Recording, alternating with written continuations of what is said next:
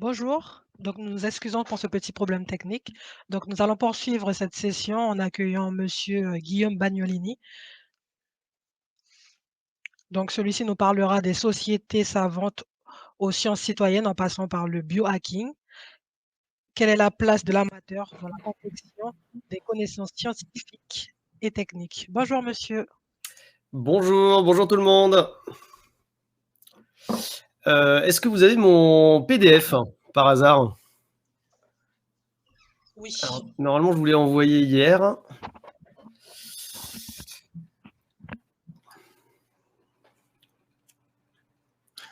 Et alors, c'est moi qui peux manipuler le PDF, hein, c'est ça? C'est ça. Ok, très bien. Et j'ai jusqu'à quelle heure à peu près pour savoir? Alors vous avez jusqu'à Ok, ça change. 16h15. Ok, très bien. Eh ben, Merci, au revoir. c'est parti, super. Donc je me présente rapidement. Je m'appelle donc Guillaume Bagnolini. Je suis docteur en philosophie des sciences. Je suis chercheur associé dans un laboratoire qui s'appelle le LISIS, un laboratoire donc de sociologie, anthropologie et philosophie essentiellement. Et je suis fondateur aussi d'une association qui s'appelle CoScience, qui est une association de médiation et de journalisme scientifique. Et donc aujourd'hui, je vous propose de nous poser une question ensemble, c'est quelle place de l'amateur dans la confection des connaissances scientifiques et techniques. Et pour ça, je ferai un petit historique voilà, sur un peu d'histoire des sciences, pour parler des sociétés savantes, des sciences citoyennes, et je finirai par le biohacking. Alors très rapidement, la place de l'amateur dans la confection des connaissances scientifiques et techniques, c'est depuis très longtemps. Je vais passer sur l'Antiquité gréco-romaine et on pourrait en parler sur donc effectivement les récits, notamment d'Aristote dans l'histoire des animaux, qui parlent donc de l'importance des récits de paysans, de pêcheurs, qui ont expérimenté, qui mettaient en place de la construction de connaissances. On peut parler aussi du XVIIe et du XVIIIe, où il y a eu énormément donc la confection des sociétés savantes et le développement, l'essor des sociétés savantes, qui étaient des mélanges entre savants reconnus par les pouvoirs officiels et des amateurs plus ou moins éclairés. On peut parler notamment d'un exemple qui est tiré d'un article de l'historienne des sciences Anne Secor, qui parle donc dans Angleterre, des dimanches après-midi où dans les pubs, les tisserands, les cordonniers venaient comparer leur herbier, les mousses qu'ils trouvaient sur leur parcours, sur leur chemin de promenade, et donc confectionner comme ça un savoir autour de la botanique, par exemple. Et il faut savoir que toutes les disciplines étaient concernées, hein. On avait du savoir sur la géologie, sur la botanique, sur l'astronomie, et tout le savoir, les connaissances savantes qui étaient produites à l'époque, était aussi le fruit de très très très nombreux types d'acteurs, et notamment des acteurs qui n'étaient pas des savants reconnus officiellement. Les sociétés savantes, ça prenait différentes formes, donc avec des réunions, avec donc des expériences aussi. On parle beaucoup et très souvent des sociétés savantes sous l'angle du naturalisme et donc de la connaissance sur la faune et la flore. Mais on peut parler aussi, et notamment au 18e, de les premières expériences autour de l'électricité, notamment l'électricité statique, des expériences qui pouvaient avoir lieu sur l'oxygène, sur la mécanique, etc., etc. Et donc, il y avait des expériences qui pouvaient prendre cette forme-là, que vous pouvez voir sur la diapo, hein, c'est-à-dire des expériences où il y avait de la famille, des enfants, des personnes qui étaient des savants reconnus, d'autres qui n'étaient que des amateurs, des fois des amateurs très éclairés, et donc qui formaient effectivement des sociétés. Donc il y avait un côté collectif qui était de la société savante, hein, ça fait société, on avait un côté collectif, construction collective des connaissances.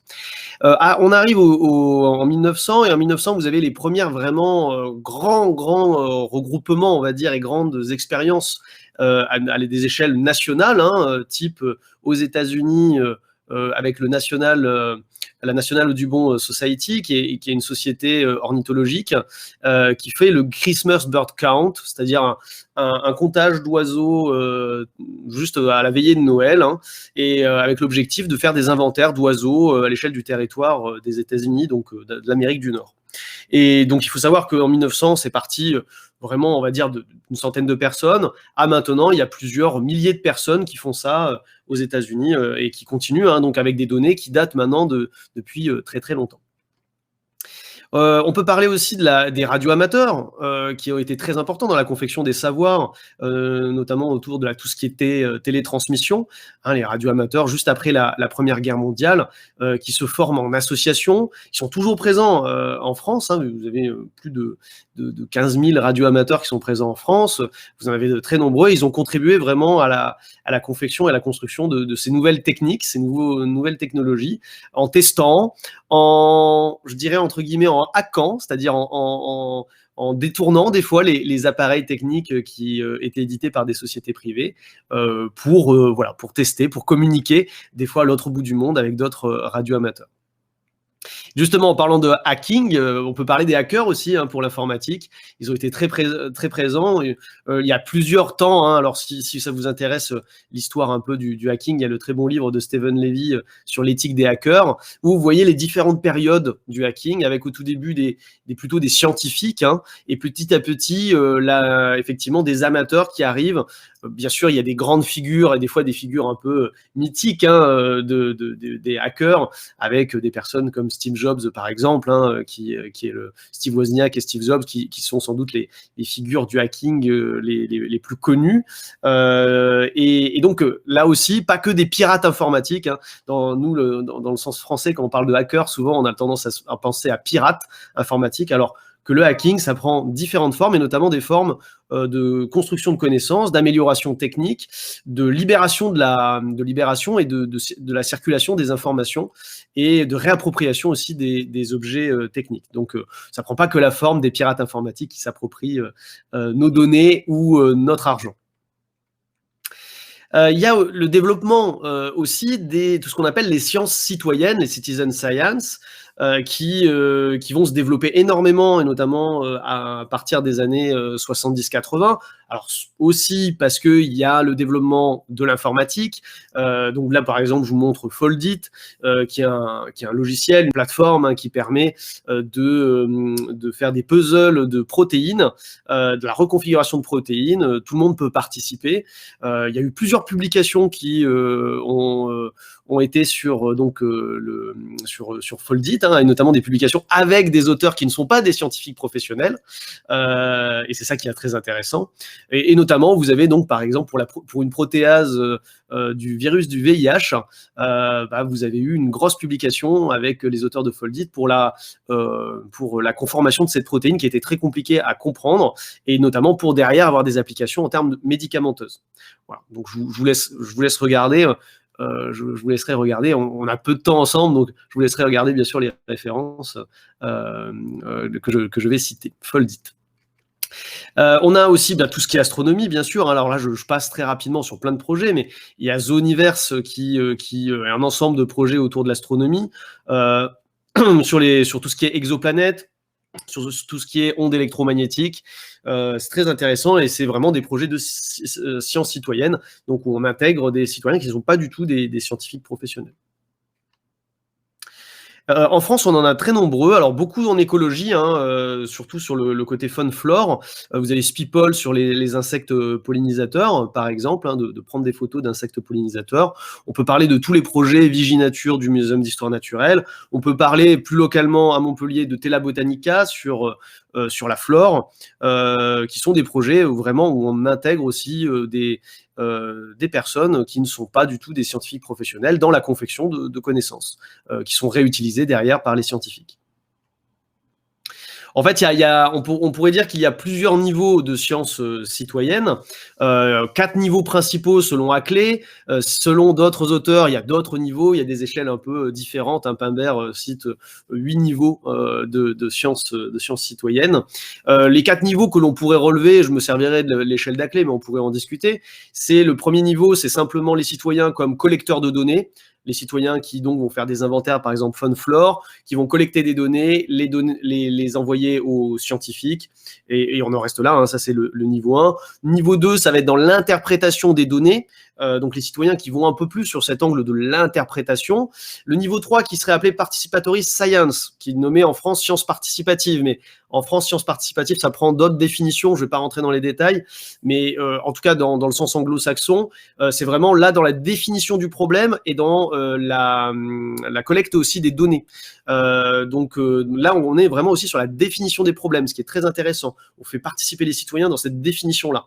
Et enfin, le niveau 4, qui est très peu réalisé parce que assez compliqué. Alors, de plus en plus, hein, notamment dans les disciplines comme en agroécologie, où on fait de plus en plus de collaborative science, c'est-à-dire de sciences où on fait collaborer les citoyens aux différents niveaux de la définition des problèmes jusqu'à la publication scientifique, et pour avoir donc une collaboration assez forte justement sur cette construction de connaissances.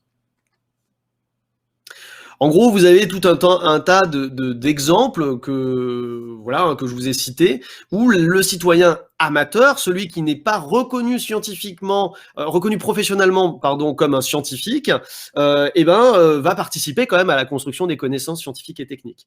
On a donc les sociétés savantes, on a les hackers, on a les radioamateurs, on a les sciences citoyennes, on en a plein. Je ne vais pas trop m'apesantir dessus, mais on a plein d'exemples.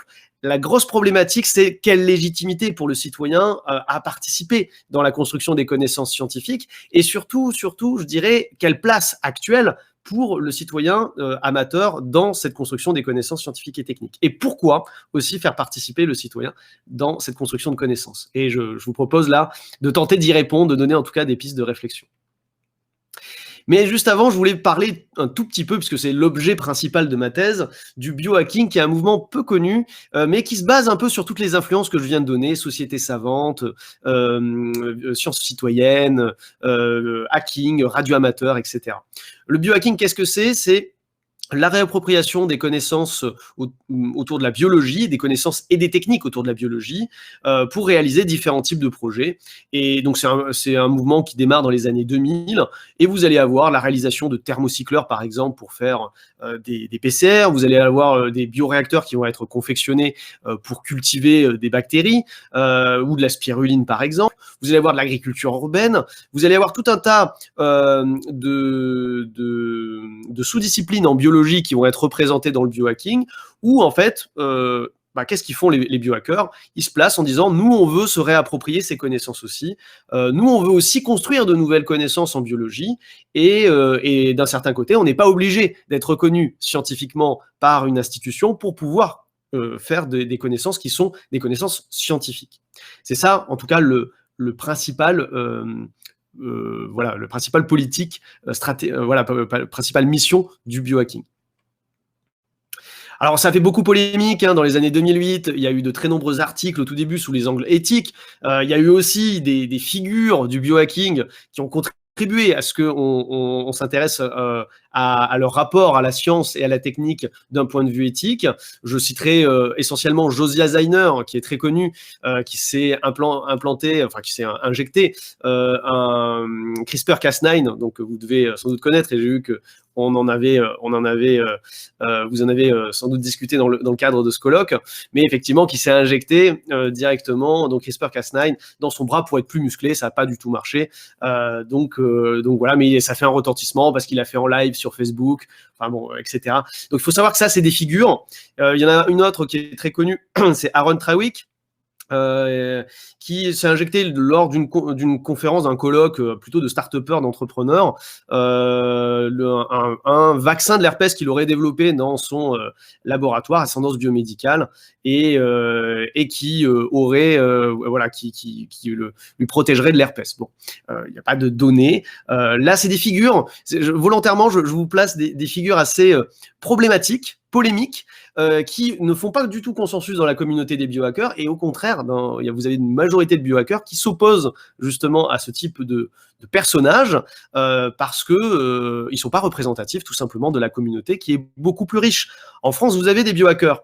Vous avez la Paillasse à Paris, qui a un grand espace où vous allez avoir tout un tas de disciplines. Il n'y a pas que de la biologie aussi, hein. Vous allez avoir de l'informatique, vous allez avoir de la robotique, vous allez avoir de l'astronomie, etc. Donc, tout un tas de disciplines qui sont représentées, et avec donc des personnes qui vont contribuer collectivement. Et en fait, ils sont loin de ces figures un peu, je dirais, problématiques en termes éthiques, puisque eux vont faire leur projet de manière collaborative, vont s'entourer aussi de scientifiques professionnels. Il y a des scientifiques professionnels qui participent bénévolement dans ces espaces-là.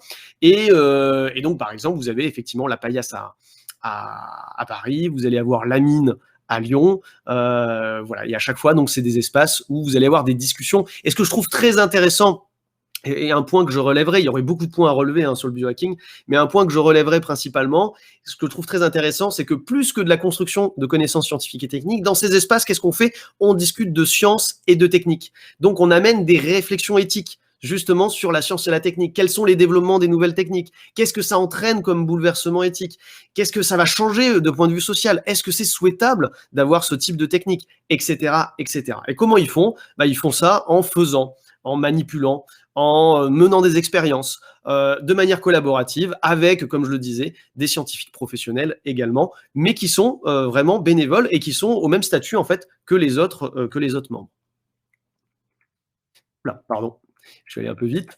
Alors, quelle place, justement? Et là, vous voyez que, autant dans mon titre, j'avais mis le singulier, maintenant, je vais mettre le pluriel, un petit peu. Quelle place on peut donner, justement, aux amateurs dans la confection des connaissances scientifiques et techniques?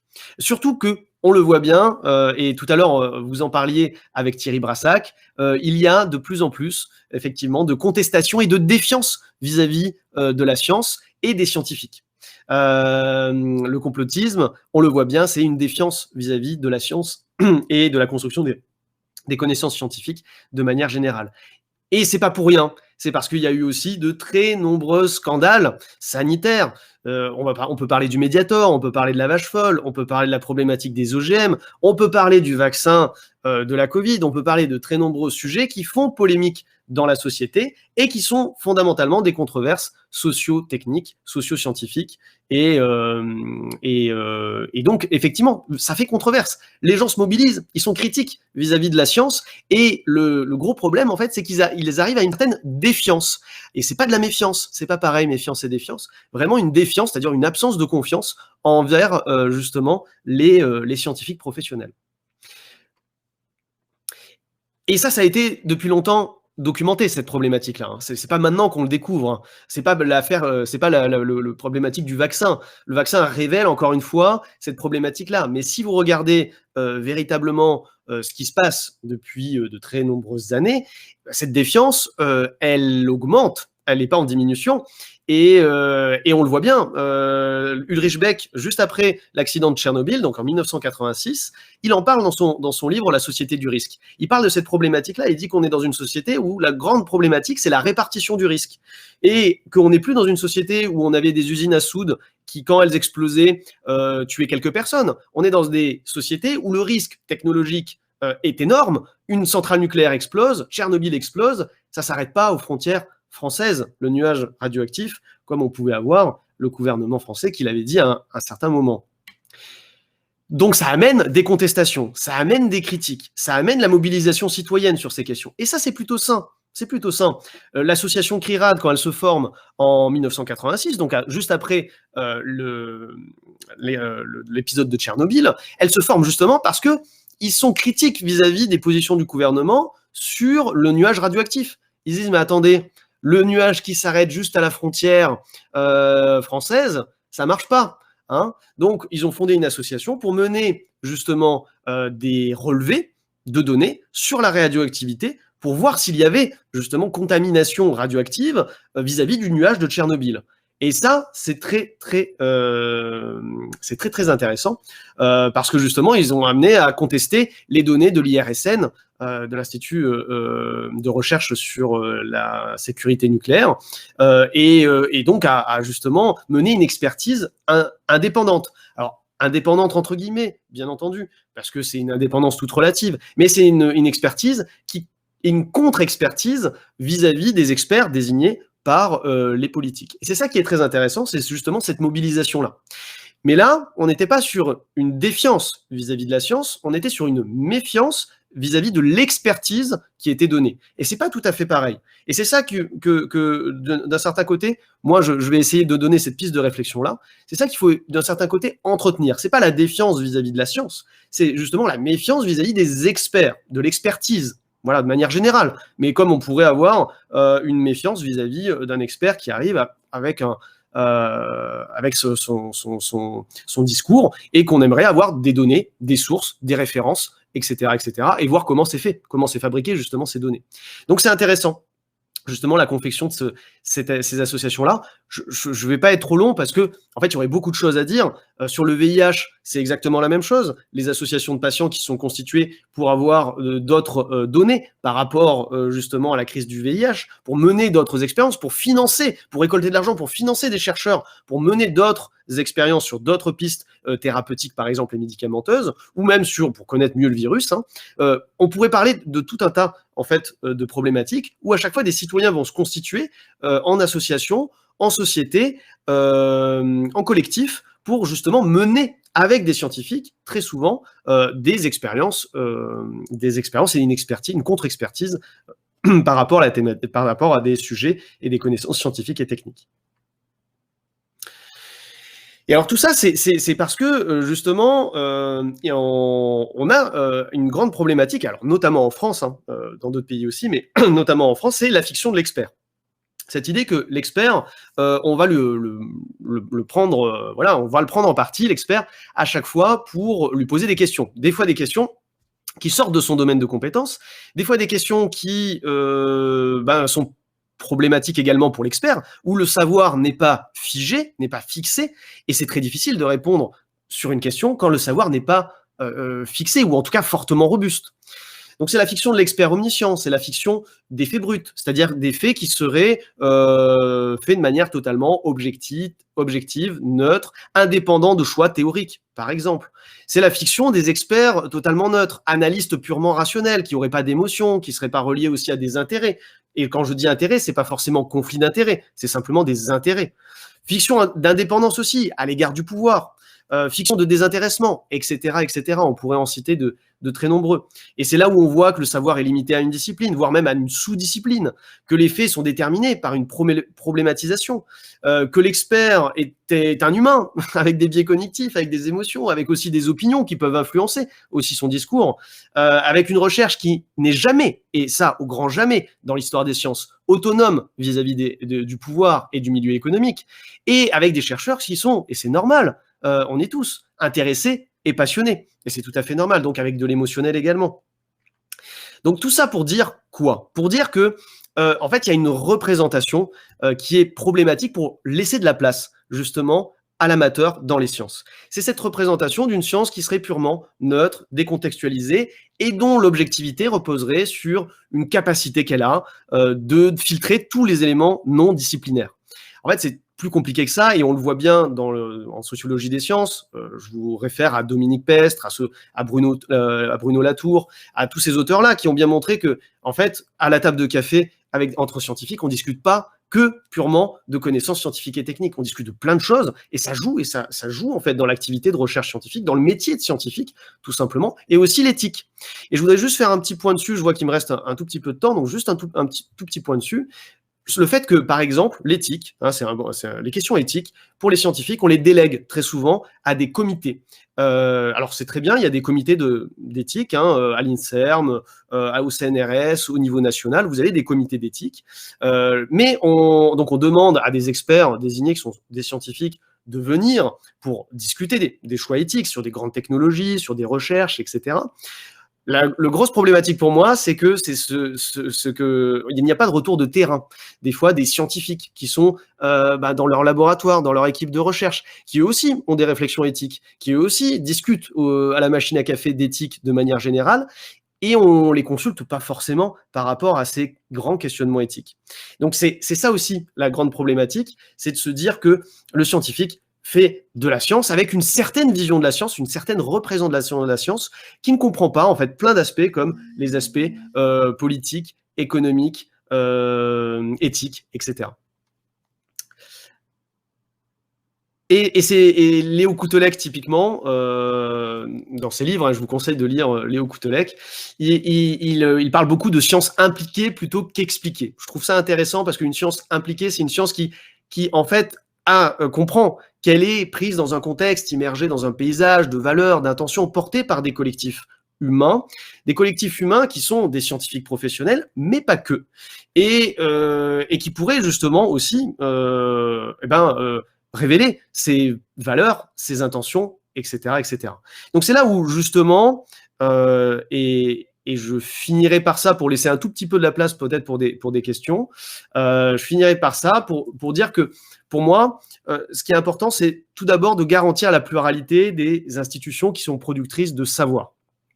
C'est-à-dire qu'il n'y a pas que la recherche académique, il n'y a pas que le milieu privé qui fait de la recherche et développement. On a tout un tas de collectifs, d'associations, constitués ou pas en associations d'ailleurs, qui font et qui construisent du savoir et des connaissances scientifiques et techniques.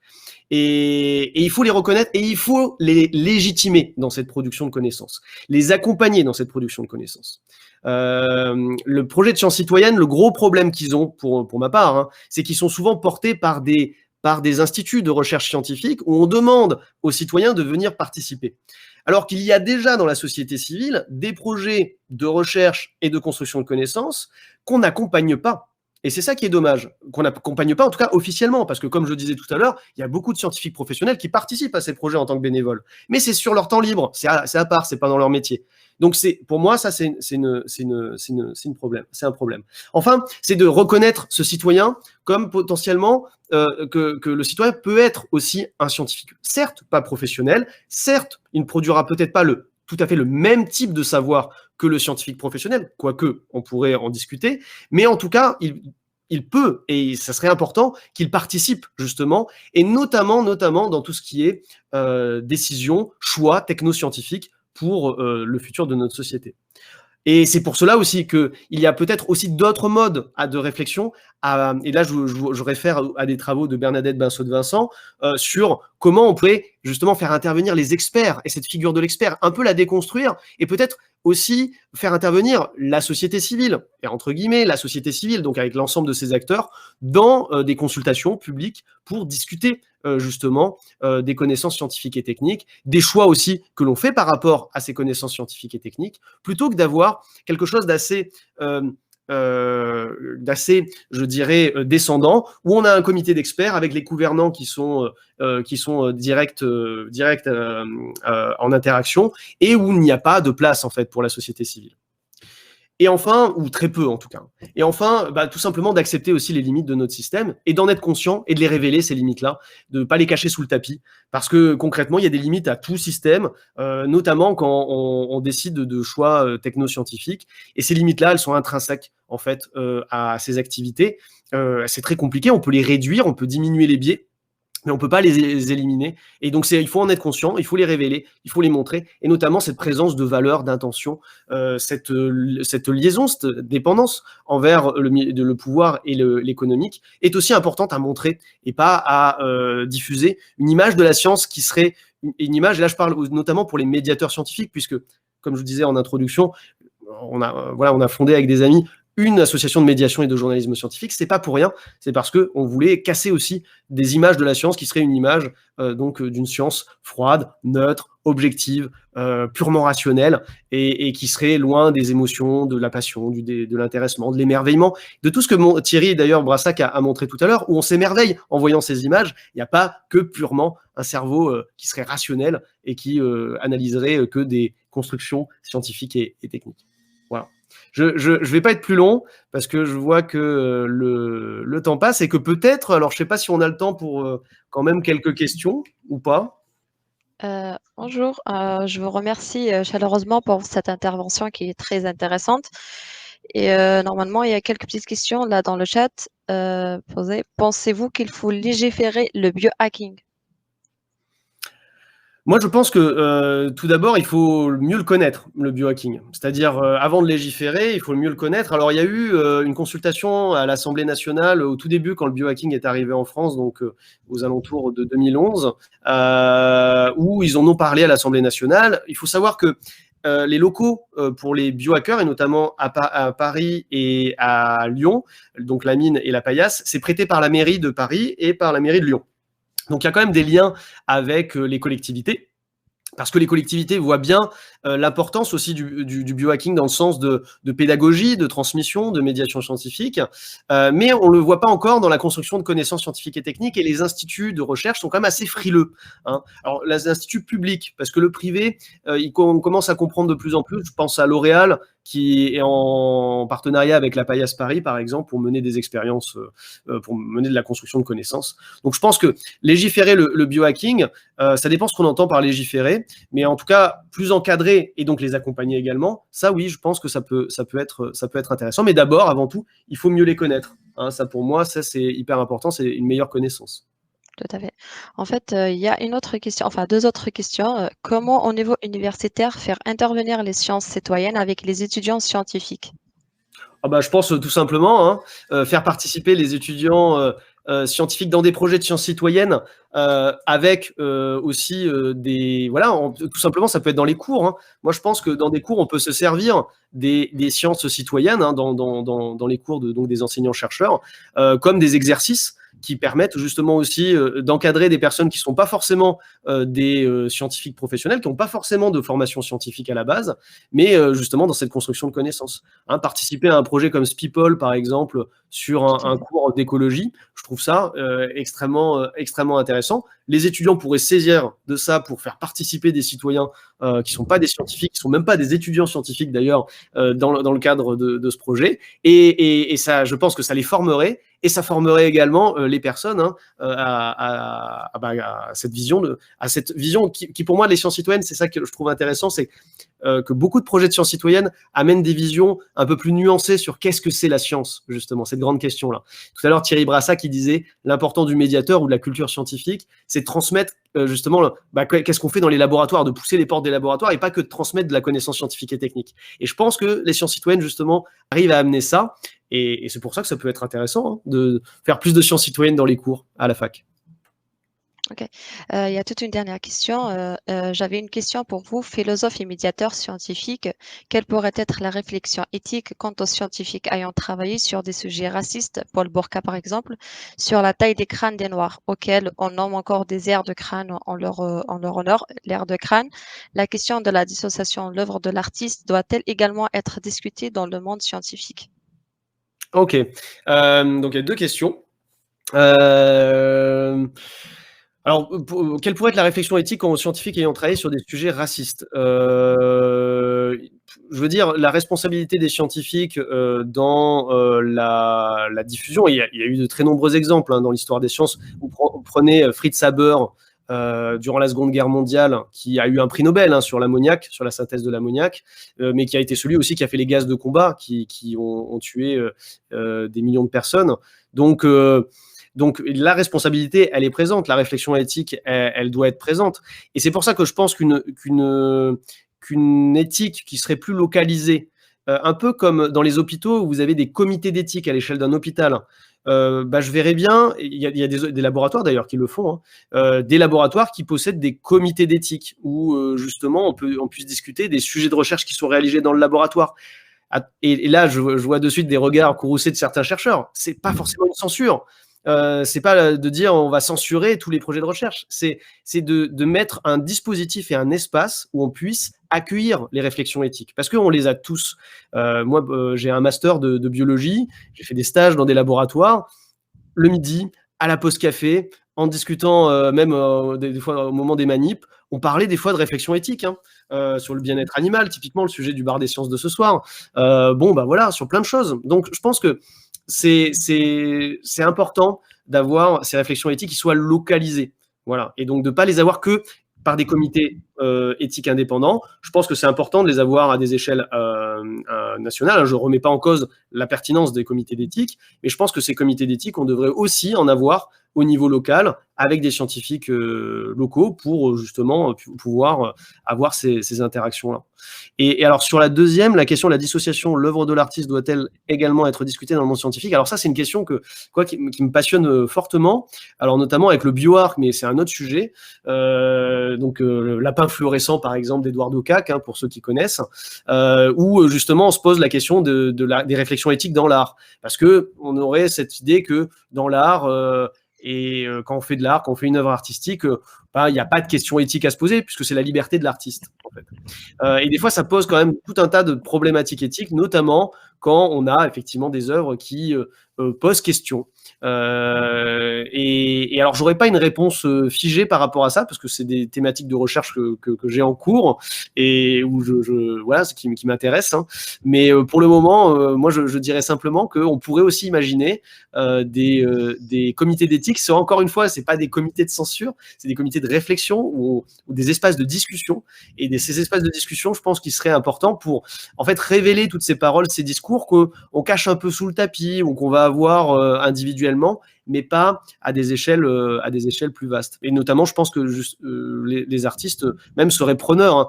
Je prends juste un exemple. Marion Laval-Jeantet, une artiste qui travaille beaucoup et qui a fait beaucoup de sujets, hein, qui travaille à la Sorbonne d'ailleurs, qui est prof d'histoire de l'art, et elle a fait des œuvres qui sont assez polémiques, où elle s'injecte par exemple du sang de cheval dans une œuvre. Elle a réuni un comité d'éthique avant, pour justement voir un peu les réflexions qu'il pouvait avoir par rapport à une œuvre aussi problématique que s'injecter du sang de cheval, faire une performance, hein, de s'injecter du sang de cheval dans un musée.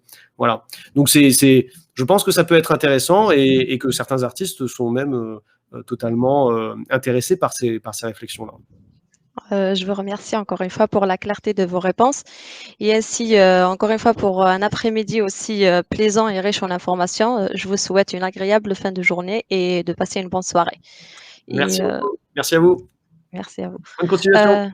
Merci beaucoup. Et